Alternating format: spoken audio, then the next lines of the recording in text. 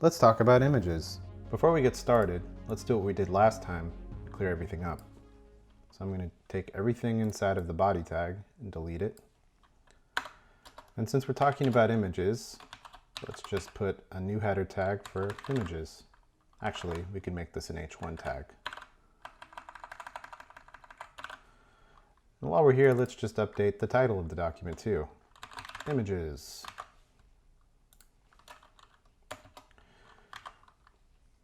To get started, let's go get some images. I've preloaded the site unsplash.com, which will give you free high-resolution photos. Let's pull up some images about Thanksgiving, since that's right around the corner. What I'm going to do is pick some of these images and pull them into the local folder here so that we can reference them. Let's grab this one. And as you can see, there are multiple resolutions here. The bigger it is, the more size it takes up. So for the purpose of this demonstration, I'm just going to get the smallest image here for each one.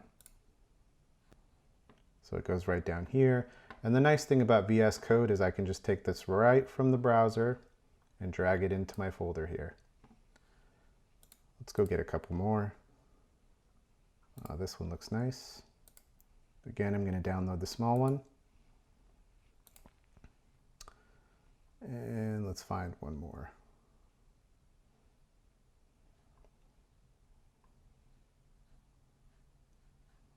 Ooh, turkey.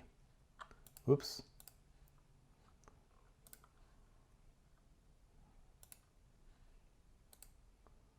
Get the small one again. And let's drag these two over. And just to make it easier, I'm going to rename these. Right click and hit rename. This one is going to be pumpkin wreath. This one is going to be turkey. Make sure you keep the extension on the image. And this one will be called leaves. Okay, let's jump back into structure.html. Let's build some image tags. So the image tag is built by using img, like this. And it has a few attributes inside of it. The first one being source, which references the actual file. Oops. VS Code gives us some options here from our same folder that we're in. So let's go with the first one here, leaves. And it has two other attributes we need to use, one of them being width, and we can get the width from here, 640 by 426. So it's width by height. So 640 by 426, height equals 426. And another thing that search engines like is for you to use an alt tag to describe your image. I'm going to type in fall leaves.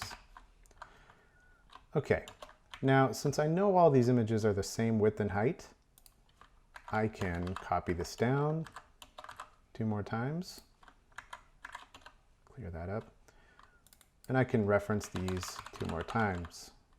Pumpkin wreath, and I'm going to change the alt tag, pumpkin wreath. And the last one is turkey, turkey. So let's save this and see how that looks. So I'm going to hit Command S on Mac, Control S on Windows, and go back over to my document here and refresh. Note the title changed, my header changed, and now I have 3 images. But what if I want to put these inside of a subfolder? How do I reference them? Well, let's create one. So we'll go to New Folder by right-clicking. We'll type in images. And let's just move all of the images inside the subfolder.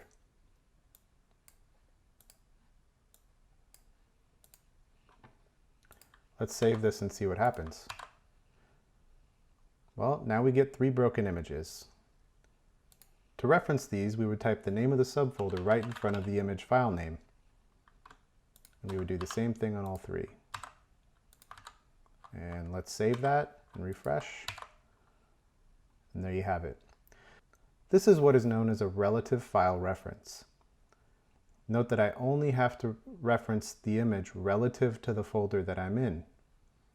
So since structure is here, everything here is relative to structure. But what if I wanted to load an image from the internet? Well, to do that, we'd have to use an absolute file reference. So let's go pick another photo.